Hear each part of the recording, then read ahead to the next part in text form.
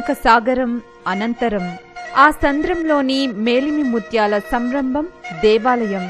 జిల్లాలోని వివిధ ఆలయాల విశిష్టతను తెలిపే దేవాలయం కార్యక్రమంలో ఈ వారం నెల్లూరు మండపాల వీధిలోని జైన్ దేవాలయం యొక్క విశిష్టత విశేషాలు. శనివారం రాత్రి 8:30 ఆదివారం రాత్రి 8:30 తప్పక చూడండి మీ యాక్ట్ సిటీలో.